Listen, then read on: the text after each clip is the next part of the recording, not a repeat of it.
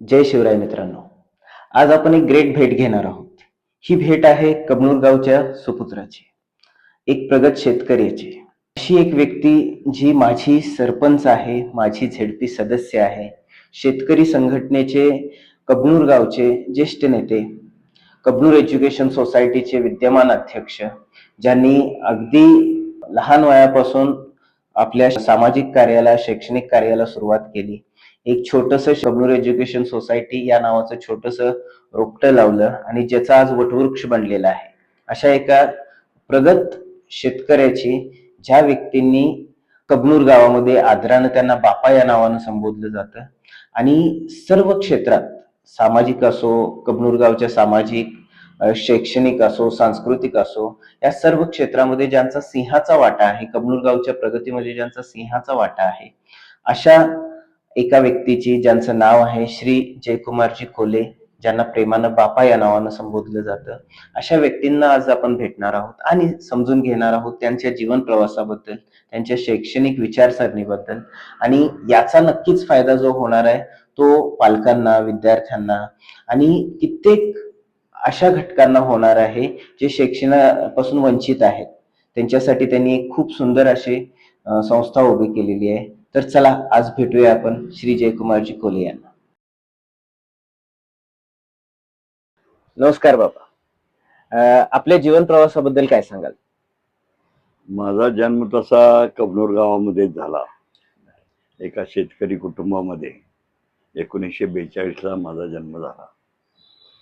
लहानपणापासून मला शाळेची ओढ होती आणि प्रथमतः मी कबनूरमध्येच जी प्राथमिक शाळा जिल्हा परिषदची होती त्या शाळेमध्ये मी जायला चालू केलं आणि तिथून माझा शिक्षणाचा प्रवास चालू झाला. ते 7वीपर्यंत माझं शिक्षण कबनूर प्राथमिक शाळेमध्ये झालं आणि तिथून पुढं शिक्षण जे झालं माझं ते इचलकरंजीला गोविंदराव हायस्कूल इचलकरंजी या हायस्कूलमध्ये माझं 10वीपर्यंत शिक्षण झालं. आणि 10वी नंतर माझं लग्न ठरल्यामुळं घरात कोणी नव्हते, मी आणि आई दोघंच होतो. 30-35 एकर माझी शेती होती आणि शेती करायला कोण नाही, वडील वारलेले, भाऊ वगैरे कोणच नव्हते. आईलाही भाऊ नव्हते, मलाही नव्हते, वडिलांनाही भाऊ नव्हते. त्यामुळं शेतीची जबाबदारी वयाच्या 19व्या वर्षी माझ्यावर पडली आणि त्यावेळेपासून मी शेतीकडे माझा ओढा, शेतीमध्ये वेगवेगळे प्रयोग करणे, वेगवेगळ्या स्पर्धेमध्ये भाग घेणे. ऊस पीक स्पर्धेमध्ये जर पंचगंगा सहकारी साखर कारखान्याच्या पीक स्पर्धेमध्ये मी भाग घेतला आणि तिथं माझा मोठ्या प्लॉटमध्ये 1 ते 3 एकरची एक स्पर्धा आणि 3 एकरपेक्षा मोठी एक स्पर्धा. तर त्या 3 एकरपेक्षा मोठ्या स्पर्धेमध्ये माझा त्यावेळेला पहिला नंबर आला आणि त्यावेळेस माझं जवळजवळ 1978-79ला एकरी 85 टन माझा ऊस त्यावेळेला निघाला होता. आणि तिथून पुढं मग मी गावामध्ये निवडणुका, राजकारण, गावातल्या सामाजिक बांधिलकी म्हणून गावातील मी वेगवेगळ्या निवडणुकामध्ये याच्यामध्ये मी भाग घ्यायचा. त्यावेळी 1964ला ग्रामपंचायतची निवडणूक गावामध्ये फार जोरामध्ये झाली होती आणि त्याच्यानंतर 1967ला 69ला मी कबनूर ग्रामपंचायतचा सरपंच म्हणून माझी निवड झाली. देशभक्त रत्नापन्ना कुंभार यांच्या नेतृत्वाखाली कबनूर ग्रामपंचायतीमध्ये त्यांच्या नावचं पॅनेल आलं आणि त्या पॅनेलमधनं मी त्यावेळेला निवडून येऊन गावामध्ये मी सरपंच झालो. सरपंच झाल्यानंतर गावातले विकास कामं, गावातले रस्ते, गटर, शाळा, इमारत, मी सरपंच असताना कबनूर गावामध्ये 100% घरपाळा, पाणीपट्टी, सगळी आरोग्य वसुली करून गावामध्ये प्रथमच जिल्हा परिषदेच्या मान्य योजनेतून मी प्रथम पहिल्यांदा 12 खोल्याची स्लॅबची शाळा बांधून घेतली. आणि त्याच्यानंतर गावामध्ये परत माझे सहकारी चिवंदर कोले असतील, PM पाटील असतील, शिवगुण पाटील असतील, हे सर्व आणि आमचे तसे राजकीय गुरु म्हणजे तो आप्पासाहेब अण्णा पाटील बर. यांच्या नेतृत्वाखाली गावामध्ये विकास सोसायटी, ग्रामपंचायत या वेगवेगळ्या संस्थेमध्ये मी काम करत राहिलो. आणि तिथून पुढं मग मी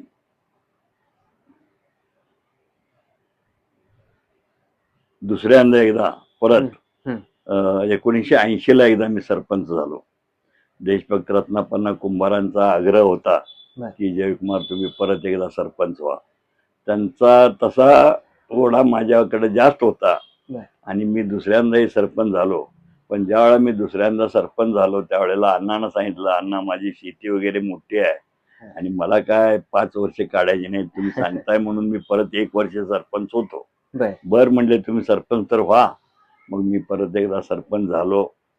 झाल्यानंतर 1 वर्ष झाल्यानंतर मी PM पाटील साहेब, MK पाटील, जीवनदर कोले वगैरे सगळ्यांना घेऊन, शिवगण पाटलांना वगैरे घेऊन मी रत्नापन्नांना भेटायला गेलो. अण्णा माझं 1 वर्ष झालं पुरं आणि माझा हा राजीनामा घ्या आणि दुसरं तुम्ही कोणाला तर नेमा. पण अण्णा म्हणाले जरा थांबावं, कारण इचलकरंजीच्या कबनूरचं विलिनीकरण चाललं होतं. नगरपालिकेमध्ये कबनूरला इचलकरंजीच्या समाविष्ट करा म्हणून. तो जवाहरनगरचा सगळा भाग, साखर कारखान्यापासूनचा इकडं ASC कॉलेज पर्यंत सगळा कबनूरचा जो भाग होता तो इचलकरंजी परिसरामध्ये घालण्यासाठी तिथल्या भागातल्या नागरिकांचाही फार आग्रह होता. कारण ती एरिया स्कॅटर्ड होती. रस्ते फार मोठे होते, 60-60 फूट रुंदीचे, 2-2 किलोमीटर लांबीचे रस्ते. ते ग्रामपंचायतच्या फंडातनं आणि उत्पन्नातनं करणं शक्य नव्हतं. म्हणून ती ग्रामपंचायतीला 1980 ला मी सरपंच झालो आणि 84 ला त्याचं विलिनीकरण झालं. तुम्ही कार्यकाळ पूर्ण केला. हा, मग मी कार्यकाळ त्यावेळेला माझा 4 वर्षच कार्यकाळ पुरा झाला. मग परत त्याच्यावर 1 वर्ष असताना प्रशासक नेमले. प्रशासक नेमल्यावरही आवाडेदादा मंत्री होते. आवाडेदादा म्हणाले की जयकुमार तू आणखीन 1 वर्ष तेवढं काढ. मी म्हटलं मला आता जमत नाही, दुसरं कोणाला तर निमे म्हणल्यानंतर त्यावेळेला कैलासाची शिवगोंडा एलगोंडा पाटील यांना गावातलं 1 वर्षासाठी कार्यभार सांभाळण्यासाठी सरपंच पद केलं आणि तिथून पुढे मग मी बाहेर पडलो. तिथून बाहेर पडल्यानंतर कबनूर एज्युकेशन सोसायटीची स्थापना, मी ज्या वेळेला सरपंच होतो त्यावेळेला गावातली बरीचशीच मुलं यायची की गावामध्ये 7वी पर्यंत शाळा होती आणि 8वीला आम्हाला इचलकरंजीला ASC कॉलेजच्या स्वामी विवेकानंद शिक्षण संस्थेमधल्या बापूजी साळूंचे या शिक्षण संस्थेमध्ये मुलांना पाठवावं लागत होतं. मग आम्ही मुलं पाठवली की तिथले हेडमास्टर म्हणणार आम्हाला तुकड्या वाढ मंजुरी नाही आहे, तुम्ही तुकडी वाढीची जर मंजुरी आणून देत असाल तर आम्ही तुमच्या मुलांना ऍडमिशन देऊ. त्यावेळेला कर्मधर्म संयोगानं माझे मित्र श्री पंचगंगा सहकारी साखर कारखान्याचे सध्याचे चेअरमन PM पाटील साहेब जे 1980 ला जिल्हा परिषदला निवडून गेले होते. मग आम्ही प्रत्येक वेळा त्यांना विनंती करणार की मुलांना ऍडमिशन मिळत नाही, शाळेमध्ये तुकड्या वाढीचं परवानगी मागतात. मग मी त्यांना सांगितल्यानंतर ते जिल्हा परिषद कडनं परवानगी वाढवून एका तुकडीची आणून देणार आणि मग आमच्या मुलांना तिथं ऍडमिशन मिळणार. ही सगळी अडचण लक्षात घेऊन गावातच मग आमची एक मिटिंग झाली. त्या मिटिंग मध्ये PM पाटील साहेब, शिवगोंडा एलगोंडा पाटील, जीवनधर देवाप्पा कोले, मी, सुभाष काडाप्पा सर, त्याचप्रमाणे महावीर मणेरे, पेंटर आवळे, निमनाथ कोले वगैरे यांच्या सहकार्यानं आम्ही गावामध्ये पहिल्यांदा शिक्षण संस्था काढण्याचा विषय घेतला आणि तो विषय ठराव करून आम्ही देशभक्त रत्नापन्ना कुंभार आणि श्री कल्लापन्ना आवाडे यांना भेटलो आणि कर्मधर्म संयोगानं त्यावेळेला कल्लापन्ना आवाडे महाराष्ट्र शासनाच्या मंत्रिमंडळामध्ये होते. त्यांना भेटल्यानंतर त्यांच्याकडे आम्ही सगळे प्रपोजल दिलं आणि प्रपोजल दिल्यानंतर त्यावेळेला कबनूरमध्ये एक हायस्कूल जुनं चालू होतं स्वामी विवेकानंद शिक्षण संस्थेचं.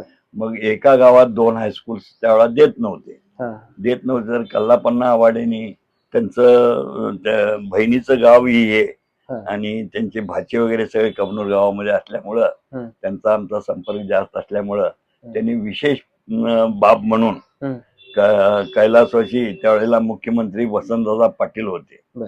त्यांच्या कानावर गोष्ट घातली आणि काही करायचं आणि हे विशेष बाब म्हणून कबनूर एज्युकेशन सोसायटीच्या कबनूर हायस्कूलला तुम्ही मंजुरी दिली पाहिजे म्हणून म्हणजे हे कल्लापन्ना आव्हाड यांनी आग्रह धरला.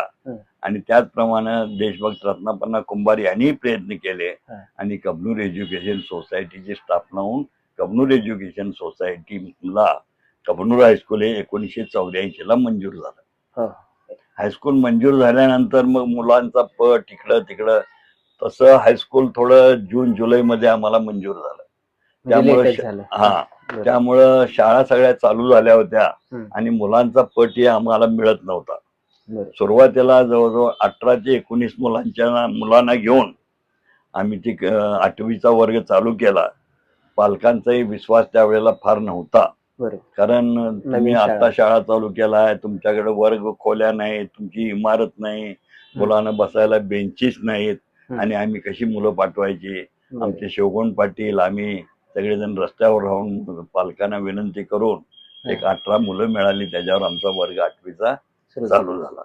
8वीचा वर्ग चालू झाल्यानंतर बसायला बेंच नव्हते. मग कैलासवासी सदाशिवांना सुलतानपुरे हे इचलकरंजीच्या आंतरभारतीचे अध्यक्ष होते शिक्षण संस्थेचे. मग त्यांनी म्हणाले काय नाही खोले साहेब, आम्ही तुम्हाला बेंचेस पाठवतो. आणि त्यांनी एका गाडी करून 5-6 बेंचेस आमच्या शाळेला पाठवल्या. आणि ती शाळा मग पहिल्यांदा कबनूरच्या बस्तीमध्ये भरत होती. जैन बस्तीमध्ये. आणि त्याच वेळेला आमच्या शाळेचे पहिले मुख्याध्यापक म्हणून कैलासवासी दादा अण्णा काडाप्पा यांची आम्ही निवड केली आणि त्यांच्याकडे ती शिक्षण संस्थेची हेडमास्टर म्हणून थोडा सांभाळली. त्यावेळेला तेही अगदी सुरुवातीपासून कमी पगारामध्ये ह्याच्यामध्ये ते काम करून त्यांनी पहिल्यांदा आमच्या यशस्वीचा निकाल 8वी ते 10वी नंतर 10वीला पहिल्यांदा जवळजवळ 88% पहिल्याच वर्षी निकाल लावला. आणि त्यावेळेला परीक्षा एवढ्या सोप्या नव्हत्या. बरोबर. त्यावेळेला केंद्राच्या परीक्षा इकडं तिकडं सगळ्या स्ट्रिक्ट असायचं. तशी त्याही परिस्थितीचा आमचा निकाल 88% लागला. आणि तिथून मग पहिले अध्यक्ष आमचे शिवगुण पाटील झाले. त्यावेळेला उपाध्यक्ष मी झालो 1980 ला. त्याच्यानंतर खजिनदार म्हणून KM आवळे झाले आणि सेक्रेटरी म्हणून सुभाष काडाप्पा सर झाले. आणि अशी आमची शिक्षण संस्था चालू झाल्यानंतर हळूहळू आम्ही रत्नापन्ना कुंभारांचा वाढदिवस होता आणि त्यांना एकदा आम्ही रत्नापन्ना कुंभारांना वाढदिवसाच्या शुभेच्छा देण्यासाठी भेटायला गेलो. भेटायला गेल्यानंतर त्यांनी चौकशी केली की हायस्कूल चालू केला आहे, किती आहेत मुलं, काय आहेत, सगळी परिस्थिती सांगितल्यानंतर त्यांनी आपल्या वाढदिवसाच्या निमित्तानं जे सरकारी पगार वगैरे त्यावेळेला अनुदान काही मिळत नव्हतं सुरुवातीला. रत्नापन्ना कुंभारांनी घोषणा केली की सरकारी 100% अनुदान मिळेपर्यंत शाळेमध्ये जे शिक्षक असतील, जे क्लार्क असतील, शिपाई असतील, त्या सगळ्यांचा पगार श्री पंचगंगा सहकारी साखर कारखान्यामार्फत आम्ही तुम्हाला देऊ. आणि मग आम्ही ज्या वेळेला 8वी 9वी 10वी सगळे आमचे वर्ग चालू होत होते त्यावेळेला शिक्षकांना कैलासवासी रत्नापन्ना कुंभारांच्याकडूनच पगार मिळत होता. आम्ही शिक्षकांना विनंती केली की सरकारी पगाराच्या अगोदरच त्या नियमाप्रमाणे जो होणारा पगार देशभक्त रत्नाप्पा कुंभार पंचगंगा सहकारी साखर कारखान्यातून देतात तर तुम्ही पगारातली थोडी रक्कम द्या आणि गावामध्ये एक चांगली इमारत बांधूया. मग आम्ही शासनाकडनं ग्रामपंचायतीमध्ये सरपंच वगैरे मीच होतो, ठराव करून आम्ही शासनाकडून 2 एकर जागा हायस्कूलसाठी मंजूर करून घेतली आणि त्याच जागेवर जवळजवळ 8 खोल्याची पहिली स्लॅबची इमारत आम्ही कबनूरमध्ये बांधली. आणि बांधल्यानंतर मग शाळेला ग्राउंड नव्हतं. शाळेचा परिसर हा गावातला सगळ्यात घाण परिसर. सगळ्या झोपडपट्टी किंवा गावात इमारती बांधण्यासाठी मोठमोठ्या दगडी खाणी काढलेल्या, सकाळी प्रातर्विधीला लोक सगळे त्या खाणीमध्ये येणारे, अशा परिस्थितीमध्ये आमची शाळा चालू झाली. आणि मग जवळजवळ बऱ्याच मोठ्या खणी होत्या, त्या खणी मुजवण्यासाठी ह्याची फाउंड्रीची निघालेली राख सगळी आणून हजारो ट्रॉली राख सगळी त्याच्यामध्ये आणून भरली आणि मग त्याचं सपाटी करून घेतलं आणि मग मुलं त्यातच त्या फाउंड्रीच्या राखेमध्ये खेळून सगळी काळी मिठ होणार, कपडे सगळे त्यांचे खराब होणार आणि अशा परिस्थितीत शाळा चालू झाली आमची एकदा. पण नंतर आमचा पहिला निकाल 88% लागल्यावर शिक्षकांनी गावातल्या नागरिकांनी वाटलं काय नाही, आपल्या गावातली शिक्षण संस्था आहे ज्याने मुलांना चांगलं शिक्षण मिळतंय म्हणून लोक हे आमच्या शाळेमध्ये मुलांना ऍडमिशन घेऊ लागले. आणि ऍडमिशन घेत असताना आमचा पट सतत वाढत राहिल्यानंतर आम्ही आणखीन खोल्या वगैरे सुरुवातीला पत्र्याच्या बांधल्या सगळ्या. त्या 8 खोल्या नसताना पट वाढल्यामुळं जवळजवळ 20-25 खोल्या आम्ही पत्र्याच्या बांधल्या. पत्र्याच्या शेड बांधून त्याच्यामध्येच आमची शाळा चालू पूर्ण पत्र्याचं.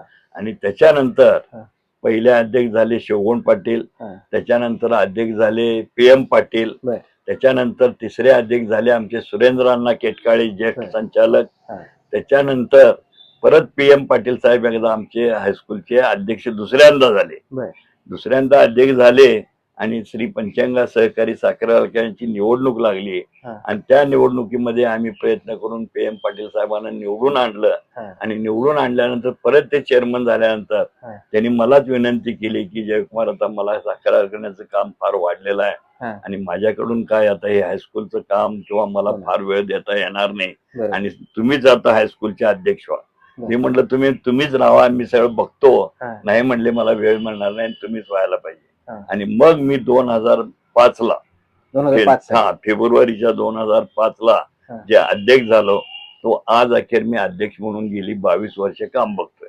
2005 ला मी अध्यक्ष झाल्यानंतर शाळेमध्ये रोज येणं, आमचे शिवगुण पाटील, आम्ही, जीवनधर कोले हे सगळे रोज शाळेमध्ये यायचे, मिटिंगा घ्यायच्या, बघायचो आणि असं करत करत ग्राउंड तयार करून घेऊया आणि शाळेच्या इमारती बांधायचं आमच्या डोक्यात आलं. मग आसपासच्या इचलकरंजीमध्ये असलेल्या शाळा थोड्या सुसज्ज होत्या, स्लॅबच्या इमारती होत्या, पण आमच्याकडे सगळ्या पत्र्याच्या खोल्या इकडे तिकडे असल्यामुळं आम्ही लक्ष घातलं आणि 2005 ला मी अध्यक्ष झाल्यानंतर 1-2-3 वर्षानंतरच मी पहिल्यांदा शाळेच्या इमारती बांधायला सुरुवात केल्या.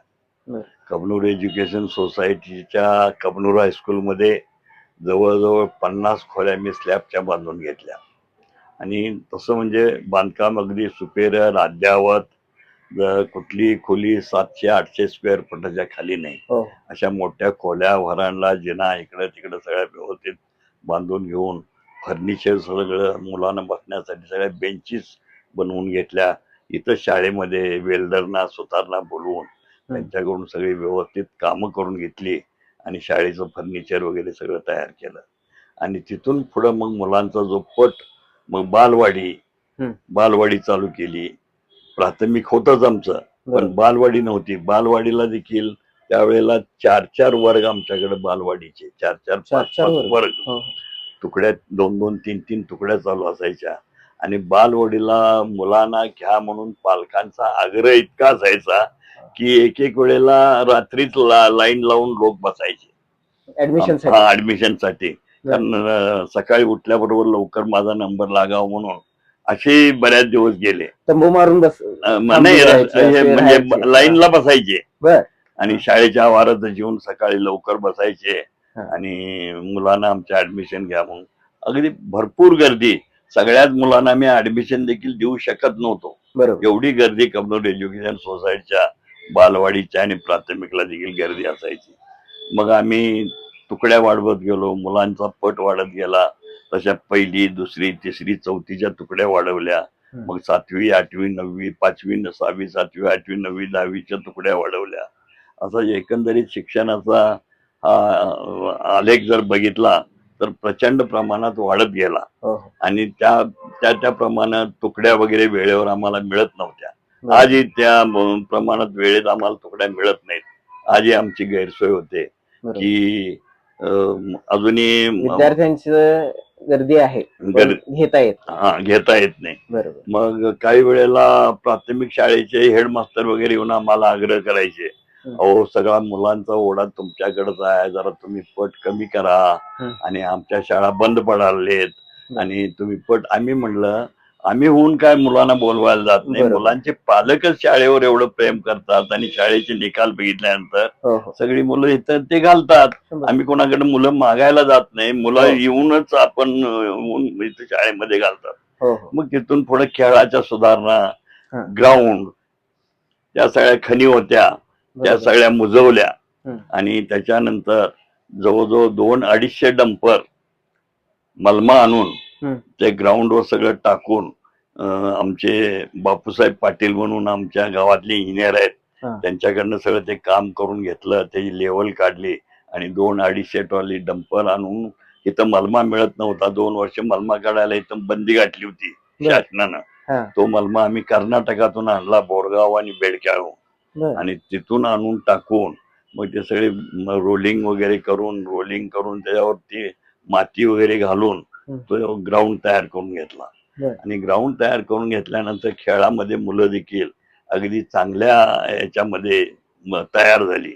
वेगवेगळ्या स्पर्धेमध्ये भाग घेणं, जिल्हा स्पर्धेत भाग घेणं, तालुका स्पर्धेत भाग घेणं, राज्य स्पर्धेमध्ये भाग घेणं, अशा स्पर्धेमध्ये मुलं जिंकतही गेली. आमच्या शिक्षकांचे परिश्रमी अगदी वाखाणण्याजोगे. प्रत्येक विषयाच्या शिक्षकांना आम्ही सांगणार की रिझल्ट सतत 100% असायचा, कधीतरी एखाद्या वर्षी कमी असेल पण सतत 100% रिझल्ट हा आमच्या शाळेचं वैशिष्ट्य आहे. आणि आज आमच्या शाळेमध्ये जवळजवळ 10वीला 450 ते 450 विद्यार्थी 10वीलाच बसतात आमच्या शाळेचे, आमच्या शिक्षण संस्थेतले. मग कबनूर हायस्कूल असेल, जवाहरनगर हायस्कूल असेल किंवा साजनी हायस्कूल असेल. आणि तसं इथं आता मोठं केंद्र आहे आमच्यात, परीक्षा केंद्र. तिथं या परीक्षा केंद्रामध्ये जवळजवळ 1000 विद्यार्थ्यांचं इथं केंद्र आहे, परीक्षा केंद्र. इचलगंजीतलं एक मोठं केंद्र इथं आमच्या कबनूर एज्युकेशन सोसायटीच्या कबनूर हायस्कूल मध्ये आहे.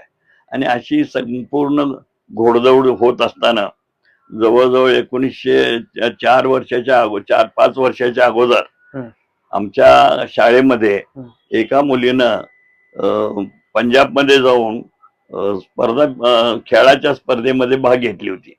आणि त्या स्पर्धेमध्ये भाग घेतल्यानंतर तिची निवड जर झाली तर तिला खेलो इंडिया मध्ये तिला संधी मिळणार होती. खेलो इंडिया मध्ये संधी मिळणार होती म्हणताना ती जे स्पर्धा परीक्षेत भाग घेऊन आल्यानंतर तिचा आम्ही सत्कार केला आणि तिला सांगितलं, ती हरिजन म्हणजे बौद्ध समाजाची, महार समाजाची मुलगी होती. त्या मुलीला मी सांगितलं सत्कार करताना, बाळ जर तुझा खेलो इंडिया मध्ये जर नंबर आला, पहिला नंबर जर तू काढलीस तर तुझी गावातनं हत्तीवरून आम्ही मिरवणूक काढणार. आणि कर्मधर्म संयोगानं खेलो इंडिया मध्ये तिची निवड झाली आणि आमचे क्रीडा शिक्षक माने त्या मुलीला घेऊन दिल्लीच्या त्या खेलो इंडिया मध्ये भाग घेतला आणि कर्मधर्म संयोगानं त्या मुलीचा पहिला नंबर आला. अरे वा. आणि ती मुलगी अगदी एका गरीब घराण्यातली, मागासवर्गीय घराण्यातली, जिचे वडील पावर मागावर 12-12 तास पाळी करणार, घरामध्ये तिला सरळ बसायला देखील जागा नव्हती. तिचा नंबर आल्यानंतर मी खासदार राजू शेट्टींना फोन केला की असं असं आमच्या गावातली मुलगी खेलो इंडियाला एक पहिली आलेली आहे आणि तुम्ही या आणि तिचा घरी जाऊन सत्कार करून येऊया. आम्ही घरी गेलो, राजू शेट्टी आले, तिचा सत्कार केला. घरी गेलो तर बसायला जागा नाही, एवढ्या लहान घरात ते कुटुंब. आणि मग तिचा सत्कार केल्यानंतर गावातनं तिच्या हत्तीवरनं मिरवणूक काढायची. दिलेला शब्द तुम्ही पाळलात, दिलेला शब्द पाळलात. आणि एक मागासवर्गीय मुलगी असून ज्या वेळेला हत्तीवरून मिरवणूक काढली, सुरुवातीला परमिशन आम्हाला मिळत नव्हती. ते दिल्लीहून आणायला पाहिजे, ते वन खात्याची हत्ती आणणार झाला तर परवानगी मिळायला पाहिजे. मग आम्ही मंत्री हसन मुश्रीफ साहेबांच्या वगैरे कानावर घालून, प्रकाश आवाड्यांच्या वगैरे कानावर घालून त्यांच्याकडनं ती परवानगी आणली आणि मग गावातून तिच्या हत्तीवरनं त्या मुलीची आम्ही मिरवणूक काढली. तिच्या वडिलांचा, आईचा, तिचे काही पाहुणे यांना सगळ्यांना बोलवून त्यांना जेवण वगैरे देऊन त्यांचा सत्कार करून आहेर वगैरे. आणि त्या मुलीला 6 लाखाचं बक्षीस मिळालं. 6 लाखाचं? 6 लाखाचं. आणि 6 लाखाचं बक्षीस मिळाल्यानंतर त्यातला आम्ही शाळेकडे एकही नाही पैसा त्या मुलीचा घेतला नाही. पूर्ण बक्षीस त्या मुलीच्या हातातच आम्ही ठेवलं आणि तिला ते मिळालं. आणि आता त्या मुलगीची निवड हं. नागपूरमध्ये नाशिकमध्ये झालेली आहे आणि तिला PSI च्या कोर्ससाठी लेवलची. त्याला निवड तिची झाली आहे अरे वा. आणि ती मुलगी सध्या आता PSI साठी नाशिकला काम करते. ही किती मोठी गोष्ट आहे. म्हणजे इथं फक्त शिक्षणातच नाही तर क्रीडा, कला, संस्कृती या प्रत्येक क्षेत्रात मुलांना घडवलं जातं आणि आता आपल्या देशात खेळाबद्दल कुठल्याही शासनाला तिची काही निकड वाटत नाही. हो. आज ही 150 कोटीचा देश आम्ही म्हणतो. ऑलिम्पिक मध्ये मुलं भाग घेतात. हो. पण 150 कोटीचा देश असून ऑलिम्पिक मध्ये एक सुवर्ण पदक देखील काही वर्षामध्ये मिळत नाही. खरंय. म्हणजे इतकी परवड आहे. शाळेमध्ये ग्राउंड नाहीत, शाळेना कंपाऊंड नाहीत, शाळेना खेळायचं साहित्य नाही. ज्या मुलीचा पहिला नंबर खेलो इंडिया मध्ये उंच उडीमध्ये आला त्यावेळेला तिला जंप करायला इथं गाद्या म्हणजे मॅट देखील नव्हता. बरोबर. तर मग आमचे शिक्षक चादर घ्यायचे, त्या मुलीला जंप करायला लावायचा आणि चादरीमध्ये त्याला झोळीत घ्यायचं, म्हणजे त्याला कुठं खर्चटून लागू नये म्हणून अशा पद्धतीनं. आणि मग खासदार राजू शेट्टी दिल्लीला होते. मी दिल्लीला गेलो आणि तिथून आम्ही दिल्लीला नोएडाहून आम्ही खेळाचा मॅट आणला. आम्हाला बऱ्याच वेळा प्रयत्न करून देखील मॅट सरकारी काय मिळालं नाही. जवळजवळ 3-3.5 लाख रुपये खर्च करून आम्ही त्यावेळेला दिल्लीहून तो मॅट घेऊन आला आणि कोल्हापूर जिल्ह्यात मला वाटतंय पहिल्यांदाच शाळेमध्ये तो खेलो इंडियाचा मॅट आमच्याकडे उपलब्ध झाला. आणि त्यामुळं काही राधानगरी इकडली मुलं देखील ते मॅट येत आहे म्हणताना इथं शाळेला यायला आले. खेलो इंडिया मध्ये मुलगीचा नंबर आला, काजावा झाला. दुसरा एका मुलाचा दुसरा नंबर आला खेलो इंडिया मध्ये. गेल्या एका वर्षामध्ये आणखीन एका मुलीचा नंबर आला. म्हणजे असे खेळामध्ये सतत आमची प्रगती. आमचे सगळे शिक्षक हे गेल्या 2 वर्षाच्या अगोदर तर आमच्या 10वीचा निकाल जवळजवळ 211 विद्यार्थी बसले होते 10वीला कबनूर हायस्कूलचे, फक्त कबनूर हायस्कूलचे. आणि मी त्यावेळेला शिक्षकांना आव्हान करत होतो की सेकंड क्लास, पास क्लास हे सगळे बंद व्हायला पाहिजेत आणि 100% तर निकाल लागतोय आणि सगळी मुलं फर्स्ट क्लास आणि डिस्टिंक्शन मध्ये आली पाहिजे. सर्वसामान्यांची मुलं आहेत आणि गावात एक चांगली शिक्षण संस्था आम्हाला चालवायची आहे आणि तुम्ही लक्ष घाला म्हणून सगळ्या शिक्षकांची मीटिंग घेतली. सगळ्या विषयावर शिक्षकांना मी सांगितलं मी प्रत्येक विषयाचे तुमचे मार्क्स बघणार. कमी मार्क्स हे असून चालणार नाही. तुम्ही तेवढी त्याची पूर्व तयारी करून घेतली पाहिजे. आणि मग कर्मधारम संयोगानं आता जे आमचे SP जाधव हेडमास्टर आहेत त्यांनी पूर्ण मनावर घेतलं आणि 2 वर्षाच्या अगोदरचा आमचा निकाल 100% तर लागतोय. आणि त्यातनंही संपूर्ण मुलं 211च्या 11 मुलं डिस्टिंक्शन आणि फर्स्ट क्लास मध्ये आली. एकही पास क्लास मध्ये नाही, एकही सेकंड क्लास मध्ये नाही. किती मोठी गोष्ट. म्हणजे मी शिक्षकांना आव्हान केल्यानंतर आणि शिक्षकही आमच्या शाळेमध्ये अगदी जीव ओतून मुलांना शिकवतात. ज्यादा सुट्टीमध्ये मे महिन्याच्या सुट्टीमध्ये वगैरे ज्यादा क्लास 10वीचे आमचे चालू होतात. आणि त्याशिवाय नाईटला अभ्यासिका देखील आमची चालू असते. ज्या गरीब मुलांना घरामध्ये अभ्यासाला सोय नाही, क्लासला जाता येत नाही, क्लासला पैसे खर्च करता येत नाही, अशा मुलांना देखील आम्ही इथं शाळेमध्ये अभ्यासिका चालू केलेल्या आहे. बरीचशीच मुलं शाळेमध्ये मुली रात्रीच्या अभ्यासिकेला येतात. अभ्यासिका सुरुवात पण आपल्या संस्थेतून झाली. म्हणजे रात्री जी अभ्यासिका होते हे कुठेही होत नव्हती. मग एक दिवस मी संध्याकाळी शाळेत गेलो. गेल्यानंतर लाईट नव्हता आणि मेणबत्ती लावून अभ्यासिका चालू होती. मी शिक्षकाने विचारलं अरे काय झालं आणि अभ्यासिकेमध्ये लाईट असताना आता बंद का आहे. तर म्हणले इन्व्हर्टर खराब झालाय आणि म्हणून आम्ही मेणबत्ती लावल्या. हे ऐकल्यानंतर मी दुसऱ्या दिवशी 25,000 रुपये खर्च केले, इन्व्हर्टर बसवला आणि शाळेत लाईट चालू करून लगेच दिला. कारण सामान्य लोकांची मुलं इथं शिक्षणाला येतात आणि कुठल्याही अमुक एक वस्तू नाही किंवा शाळेमध्ये अमुक एक सोय नाही आणि मुलांचं नुकसान होतंय असं आम्हाला चालणार नाही म्हणलं आणि ताबडतोब इन्व्हर्टर आणून बसवला. आता तर ह्या 2-3 वर्षामध्ये सगळे सायन्सचे हॉल वगैरे सगळे चांगले बांधून घेतले, Laboratory, सायन्स हो. रूम चांगला बांधून घेतलाय हो हो आणि त्या शाळेमध्ये जे कॅम्प्युटर हे रूम देखील आम्ही चांगले बांधून हो घेतले. सुसज्ज कॅम्प्युटर लॅब आहे. सुसज्ज कॅम्प्युटर जवळजवळ 40-45 कॅम्प्युटर आम्ही बसवले. हो, हो. तिथं जवाहरनगरला 30-32 कॅम्प्युटर बसवले. बरोबर. सगळ्या अद्ययावत सुविधा कबनूर एज्युकेशन सोसायटीमध्ये पंचगंगा सहकारी हे पंचगंगा नदीचं पाणी हम्म. गावामध्ये पिण्याच्या लायक कधीच नसतंय हो हो हो. आणि मुलं कायम आजारी पडणं किंवा तापून पाणी वेगवेगळे आणा म्हणून साथीचे जरी आजार. शिक्षकांनी हा. सांगितलं तर सर्वसामान्यांच्या मुलांना तापून पाणी आणणं देखील शक्य मुश्किल नव्हतं. असतंय. हो हो मग छोटी छोटी घरं त्यात पाणी तापवायचं, ते गॅस पाहिजे, हे पाहिजे, या सगळ्या बरोबर. मिळत नव्हतं म्हणताना जवळजवळ 3.5 लाख रुपये खर्च करून आम्ही मोठा वॉटर फिल्टर बसवलेला आहे. आरो वॉटर फिल्टर मोठा बसवलेला आहे आणि तो तासाला 1,000 लिटर पाणी तयार करतोय. शाळेतल्या सर्व सर्व विद्यार्थ्यांना पाणी विद्यार्थ्यांना पुरेल. शाळेतले कुठलेही आता विद्यार्थी बाहेरून पाणी घेऊन येत नाहीत. म्हणजे रोज ते 1 लिटरची बॉटल त्याच्या खांद्यावर बॅगेवर ओझं ते असायचं, पण कमी तेही केलेलं कमी केलं आणि संपूर्ण मुलांना आम्ही वॉटर फिल्टर म्हणजे आय थिंक आरोचं इतका पाणी मोठं वॉटर प्युरिफायर कोणीही कुठल्याही शाळेत शाळेत बसवलेलं अजून बसवलं नाही. नाहीये. आणि आता 2 दिवसाच्या अगोदर जवाहरनगर मध्ये देखील बसवण्यासाठी त्याचं एस्टिमेट वगैरे आम्ही मागून घेतलंय.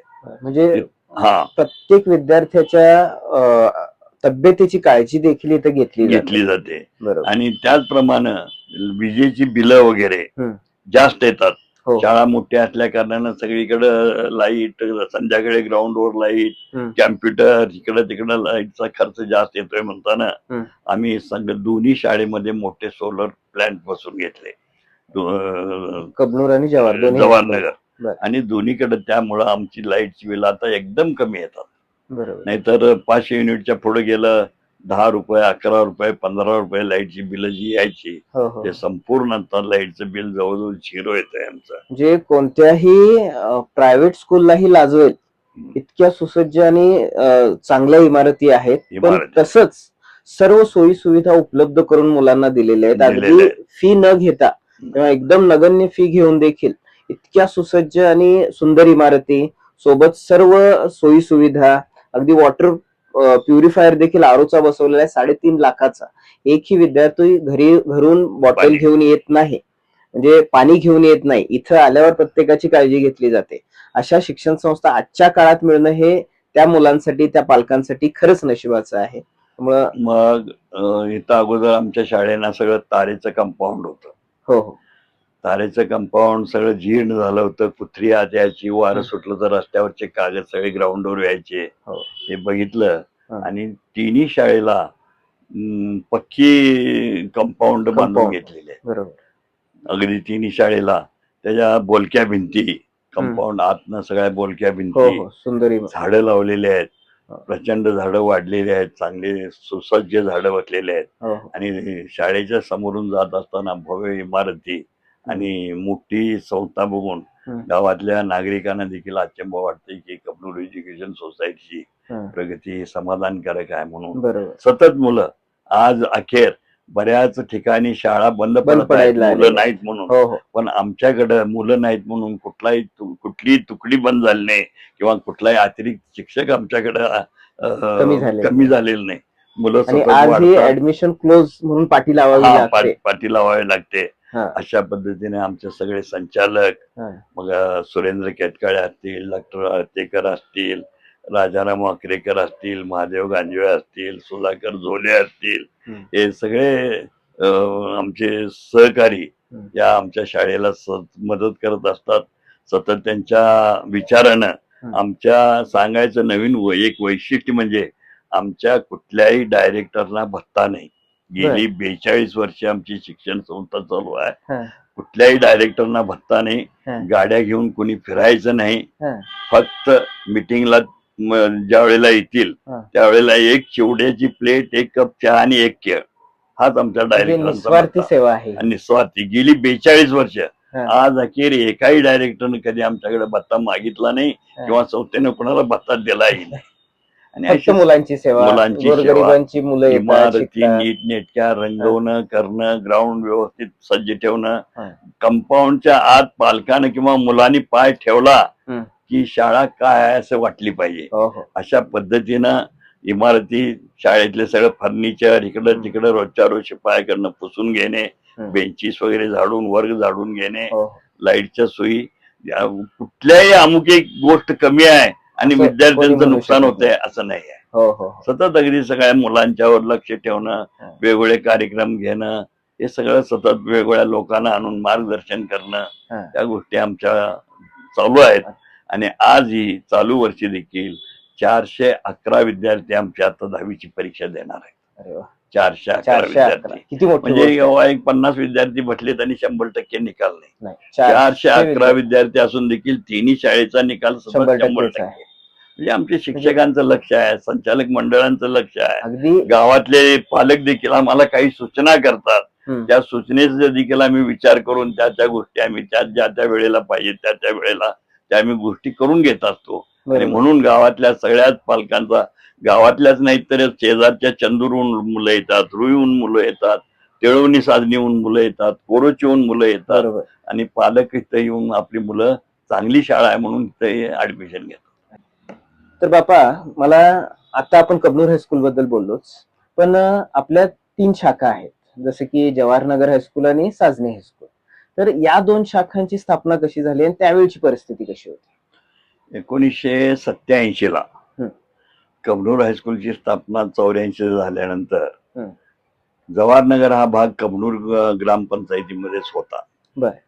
आणि त्यावेळेला तिथल्या नागरिकांची एकंदरीत मागणी, हम्म. तिथली वाढती लोकसंख्या हम्म. आणि त्यांना बाकीच्या शाळेला गोविंदराव हायस्कूल किंवा स्वामी विवेकानंदला जायला लांब पडत लांब होतं. पडत. त्यामुळं तिथल्या काही प्रमुख नागरिकांनी येऊन आमच्याकडे मागणी केली हम्म. की जवाहरनगरमध्ये हा कबनूरचाच भाग आहे आणि जवाहरनगरमध्ये तुमची शिक्षण संस्थेची शाखा हायस्कूल काढा. बर. म्हणल्यानंतर आम्ही सुरुवातीला एका छोट्या जागेमध्ये हम्म. PM पाटील साहेबांनी आम्हाला ती जागा आपला ओपन फील्ड दिला होता. त्याच्यामध्ये कच्च्या विटेच्या भिंती घालून, पत्रा घालून तिथं आम्ही सुरुवातीला शाळा चालू केली. आणि पट वाढल्यानंतर मग आता जिथं आहे तिथं ती इमारती वगैरे 87 साली मोठ्या अगदी भव्य इमारती हे ते सगळं बांधून तिथं ती शाखा काढली. आणि त्याचप्रमाणे साजनी तिळवणी, बरोबर, सुरुवातीला तिथल्याही लोकांची मागणी आली की आमच्या गावात हायस्कूल नाही बर. आणि तुम्ही एखादा हायस्कूल इथं चालू करावं. हा. मग तिथं ते साजनीचे कैलासवासी नाना शेटे, दत्तू भाऊराव पाटील, दाजी वगैरे ह्या लोकांनी आग्रह केल्यावर आणि तिळवणीच्या आप्पासाहेब मगदूम आणि सुरगोण पाटील याही लोकांनी आग्रह केल्यामुळं तिथं आम्ही नंतर 1990 ला साजनी तिळवणी हायस्कूल म्हणून ते चालू केलं. आणि त्या भागातील जवळ हायस्कूल नसल्यामुळं ती मुलं इचलकरंजीला वगैरे शाळेला येत होती, लांब पडत होतं, म्हणून आम्ही साजनीलाही हायस्कूल चालू केलं. आणि तेही तिथंही आता आमची स्वतःची 1.5 एकर जागा आहे आणि साजनीला देखील आम्ही जवळजवळ 25 लाख रुपये खर्च करून पक्क कंपाऊंड वगैरे सगळं बांधून घेतलंय. बोरवेल आहे, पाणी सगळं लागलेलं आहे आणि इमारती वगैरे सगळ्या नीट नेटक्या, सगळे रंगरंगोटी, सर्व सगळी झाडं बिडं लावून अगदी सुसज्ज केलेलं आहे. तिथं देखील आता आमचा पट वाढवायचा म्हणजे हे आहे. परंतु आम्हाला तिथं 5वी पासून आम्ही चालू केलो होतो, पण 5वीला त्यावेळेला आम्हाला तिथं परवानगी जिल्हा परिषदनं दिलं नाही.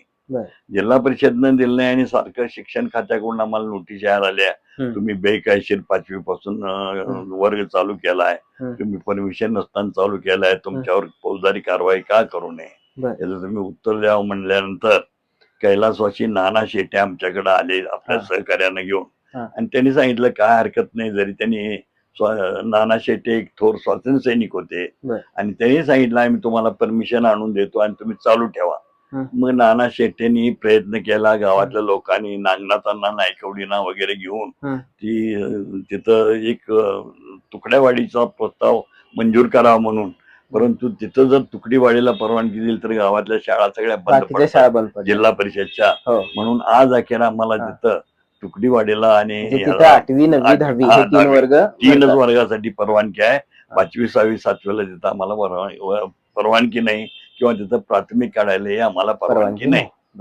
आता आम्ही विचार करतोय ती जागाही मोठी आहे, कंपाऊंड वगैरे सुसज्ज आहे आणि तिथंही एखादा इंग्लिश मीडियम काहीतरी काढायचा आमच्या संचालक मंडळांच्या बैठकीत आम्ही निर्णय घेणार आहे. तर बापा, भविष्याची आपली ध्येय धोरणं कशी आहे? म्हणजे आता तुम्ही पुढच्या 5 वर्षानंतर शाळेला, आपल्या संस्थेला कुठे बघताय? आता आमच्या कबनूर हायस्कूलमध्ये बालवाडी ते 12वी पर्यंत बरोबर. Arts, commerce, science junior college आहे. बरं. पण ते सिनियर कॉलेज होण्यासाठी हं. BCom, BSc. BA, बीकॉम आणि सायन्सचं म्हणजे BSc पर्यंत शिक्षण इथंच मुलांना घेता यावं म्हणून हं. आम्ही प्रयत्न करणार आहे. बरं. आणि तो प्रयत्न करून जर आम्हाला पूर्ण कॉलेज जर मिळालं हं. तर त्याची उभारणी आम्ही चांगल्या प्रकारे इथं करू शकतो. बरं. आणि तशी आमची आर्थिक व्यवस्था वगैरे आमची मजबूत असल्यामुळं बरोबर. आम्ही ते मिळाल्याबरोबर ते सुरुवात करू शकतो. त्याचप्रमाणे इंडोर गेमसाठी जवळजवळ 2.5-3 कोटी रुपये खर्च करून हं. आम्ही इंडोर हॉल बांधू शकतोय. बरं. एकदा क्रीडा अधिकारी येऊन हं. आमच्या शाळेचा सर्वे करून गेलेत हं. आणि आम्ही त्यांना अर्ज वगैरे आम्ही केलेला आहे की आम्हाला इंडोर गेमसाठी निधी मंजूर करून द्यावा. बरोबर. तो जर निधी आमचा मंजूर झाला हं. तर आम्हाला इंडोर गेमसाठी जागा आहे बांधण्यासाठी हं. आणि आम्ही सुसज्ज इंडोर गेम इमारती बांधण्यासाठी. बांधू शकतो हं. आणि ते मिळावं असे आमची अपेक्षा आणि आमचे प्रयत्न चालू आहेत. हं. पण अजूनही आम्हाला ते मिळालेलं नाही आहे. हं. तर भविष्यात मुलांना चांगल्या सुविधा, मग आताच कॅरम, बुद्धिबळ असेल, हं. आताच कबड्डी असेल, बरोबर. टेबल टेनिस असेल, बॅडमिंटन असेल, हो. अशा ज्या रिंग असेल, अशा ज्या खेळाच्या इंडोर गेम आहेत त्या ह्या हॉलमध्ये आम्हाला करता येतील. बरोबर. आणि हे एक मोठं स्वप्न आम्ही ठेवून हं. त्या दृष्टीने आमची पावलं चालू आहेत. हं. आम्ही बऱ्याच ठिकाणी इंडोर गेमचे हॉल मोठमोठे सगळे बघून आलोय हं. आणि आमची तयारी आहे. पण अजूनही आम्हाला शासनानं हं. त्याचा निधी दिलेला नाही. हं. निधी मिळताच आम्ही ते काम चालू करणार आहे. बरोबर. आणि सर, आपल्या इथे स्पर्धा परीक्षांना पण खूप महत्व दिलं जातं. अगदी स्कॉलरशिप, होमी बाबा, NMMS या स्पर्धेतही आपले विद्यार्थी खूप चांगल्या पद्धतीने चमकत आहेत. तर त्यासाठीची रणनीती कशी असणार आहे? तुम्ही काय असं शिक्षकांना निर्देश दिलेले? आता शिक्षकांना देखील आम्ही भरती करत असताना चांगले ट्रेंड शिक्षक बरोबर. त्यांचीच भरती करून घेतो. बरं. आणि ते देखील भरती करायच्या अगोदर त्यांचे तास वगैरे बघून त्यांचे तास आम्हाला पसंत पडले, हां. चांगली शिकवण्याची पद्धत पसंत पडली तरच त्या शिक्षकांना आम्ही नेमून घेत असतो. बरोबर. आणि त्या दृष्टीनं पुढच्या ज्या बाह्य परीक्षा असतील, हं. वक्तृत्व स्पर्धा असतील, ड्रॉइंगच्या स्पर्धा असतील, हं. स्कॉलरशिपच्या स्पर्धा असतील, NMMच्या परीक्षा असतील, बरोबर. ह्या परीक्षेमध्ये मुलं जर जाऊन व्यवस्थित तयार झाली हं. तर शाळेची गुणवत्ता वाढते. हो. हायस्कूलचं आणि आमच्या शिक्षण संस्थेचं एकंदरीत नाव हं. संपूर्ण जिल्ह्यामध्ये किंवा राज्यामध्ये देखील हं. नावाजलेली शाळा म्हणून हं. एक स्वप्न आम्हाला ते बघायचं आहे. हो. त्या दृष्टीने आमची पावलं चालू आहेत. हं. आम्ही त्या दृष्टीने आमचं संचालक मंडळ आम्ही सगळे त्या दृष्टीने आम्ही बघतोय. हं. पण अजूनही ते सगळंच आम्हाला साध्य झालेलं नाही. आणि ते साध्य करण्यासाठी आमची जी पावलं आहेत हं. ती निश्चितच आमचं ध्येय साध्य करण्यासाठी आम्ही टाकण्याचा प्रयत्न करत आहोत. खरंच म्हणजे अतिशय प्रेरणादायी असा गेला 1 तास आमचा गेलेला आहे. अगदी अंगावर शहारे येत आहेत की बापांचं वय जर बघायला गेलं तर 82+ आहे. पण आजही 84 वय आहे. पण आजही आम्हा तरुणांना लाज वाटेल किंवा कमीपणा वाटेल असं त्यांचं दिनचर्या आहे. आणि इतकी स्वप्न ते अजूनही बघतायत, प्रयत्न करत आहेत आणि झपाटून ते कामाला लागलेले आहेत. अगदी प्रत्येक शाखेमध्ये जाऊन मी स्वतः बघितलेलं आहे की जवाहरनगर शाखा असो, कबनूर असो किंवा साजनी असो, ते प्रत्येक कार्यक्रमाला तिथं आवर्जून उपस्थिती देतात. प्रत्येक छोट्या मोठ्या गोष्टीकडे लक्ष असतं. अगदी तुम्ही ह्या तिन्ही शाळेमध्ये कुठेही जावा, तुम्हाला कागदाचा एक तुकडा पडलेला तुम्हाला तिथं दिसणार नाही. इतकी शिस्त आहे तिथं. प्रत्येक विद्यार्थी आपला मुलगा आहे अशा भावनेनं शिकवणारे शिक्षक स्टाफ आहे. कुठल्याही प्रकारचं आर्थिक बोज पालकांवर येऊ नये यासाठी कित्येक शिक्षक मुलांच्या फीस भरत आहेत. अशी एकमेव संस्था म्हणायला हरकत नाही की जिथं अगदी बापांच्या पासून म्हणजे अध्यक्षांपासून अगदी शिपायापर्यंत प्रत्येक जण जीव तोडून संस्था मोठी करण्यासाठी प्रयत्न करत असतो.